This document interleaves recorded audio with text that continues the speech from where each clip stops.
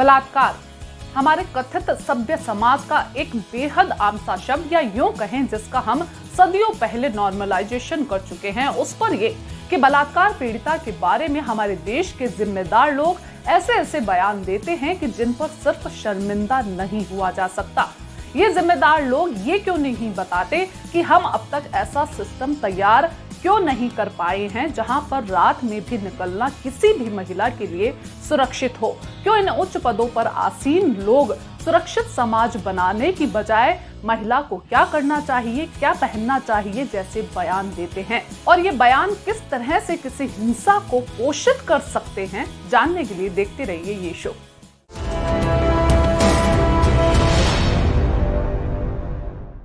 बात बदायूं गैंगरेप की। एक 50 साल की महिला के साथ सामूहिक बलात्कार के बाद उसकी हत्या कर दी जाती है और उसके बाद राष्ट्रीय महिला आयोग की सदस्य चंद्रमुखी देवी उसके परिवार से मिलने के लिए पहुंची। इसके बाद उनका जो बयान सामने आया वो चौंकाने वाला नहीं है, बल्कि ये मान लिए जाने वाला है कि बलात्कारी मानसिकता के लोग तो यूं ही घूमते रहेंगे, महिलाओं को घर में रहना होगा। देश के एक जिम्मेदार पद पर आसीन महिला का इस बारे में क्या कुछ कहना है, सुनिए। किसी के प्रभाव में महिला को समय असमय नहीं पहुंचना चाहिए। सोचती हूँ कि अगर संध्या के समय में वो महिला नहीं चली गई होती या परिवार का कोई बच्चा साथ में होता तो शायद ऐसी घटना नहीं होती। ऐसा नहीं है कि चंद्रमुखी देवी ऐसी पहली जिम्मेदार व्यक्ति या महिला है जिन्होंने इस तरह का बयान दिया हो। हमारे पास ऐसे कई उदाहरण हैं जिसमें बलात्कारी मानसिकता को खत्म करने पर बात नहीं की जाती, बल्कि पीड़ित महिलाओं के संस्कारों पर सवाल खड़े किए जाते हैं। हाल ही में उत्तर प्रदेश के बलिया से भाजपा के विधायक सुरेंद्र सिंह ने कहा है कि शासन या तलवार के दम पर बलात्कार को रोकने की कोशिश की जाती है तो ये संभव नहीं है। उनका कहना है कि लोग अपनी जवान बेटियों को इसके लिए संस्कारी बनाएं। लोगों को अपनी बेटियों को अच्छे संस्कार सिखाने चाहिए और ये सारे अभिभावकों का धर्म है कि वो अपनी जवान बेटियों को अच्छे संस्कारी माहौल में रहने, चलने और व्यवहार करने का तरीका सिखाएं। तो उनके मुताबिक बलात्कार को रोकने का एक तरीका ये है। खैर, विधायक ही क्यों, कई मुख्यमंत्रियों की जुबान तक इन मामलों पर कुछ अच्छा नहीं कह सकी है। कुछ ऐसा ही कहा था 2014 के लोकसभा चुनाव प्रचार के दौरान यूपी के पूर्व मुख्यमंत्री मुलायम सिंह यादव ने। मुलायम सिंह यादव ने कहा था कि रेप के मामलों में फांसी नहीं होनी चाहिए, लड़कों से गलती हो जाती है।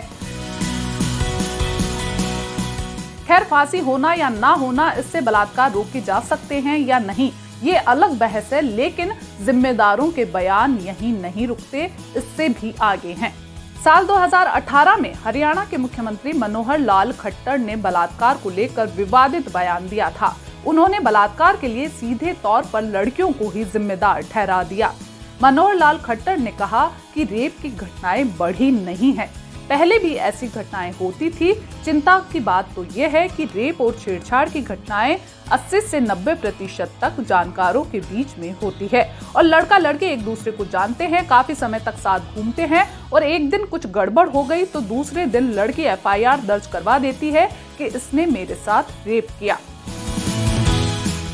बलात्कार ही नहीं, वे महिलाओं की समानता के अधिकार की मांग पर भी अपवादित बयान दे चुके हैं। खट्टर ने कहा था कि अगर महिलाएं इतनी ही स्वतंत्रता चाहती हैं तो वे सिर्फ नग्न होकर घूमने क्यों नहीं जाती, स्वतंत्रता को सीमित करना होगा।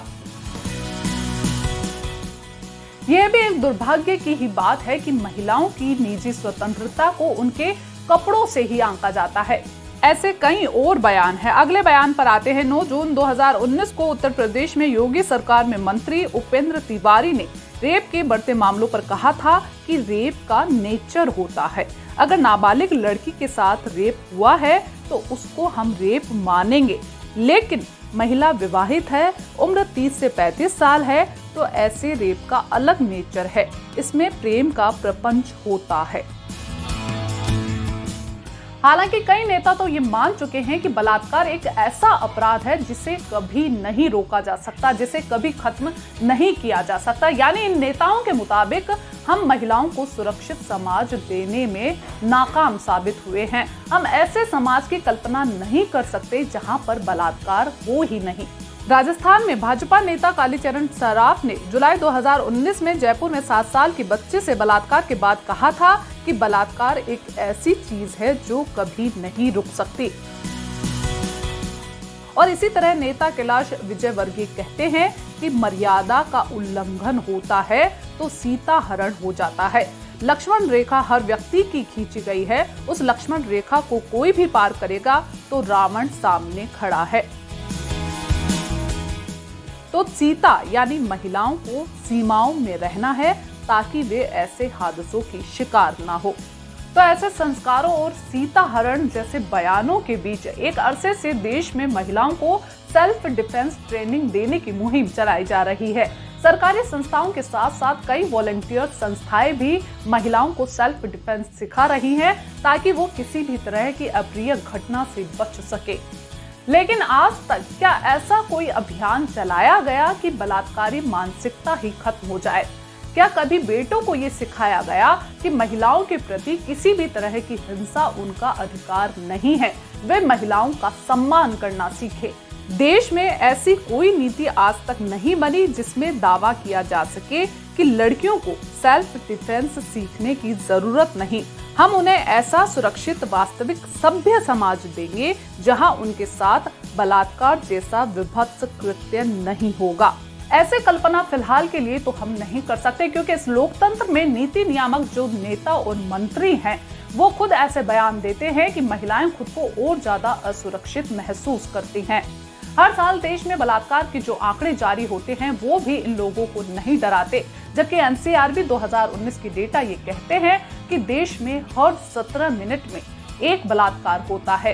हर दिन 88 ऐसे केस दर्ज होते हैं जिनमें से 14 बच्चियां माइनर होती हैं।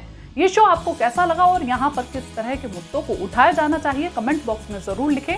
शो को देखने के लिए शुक्रिया।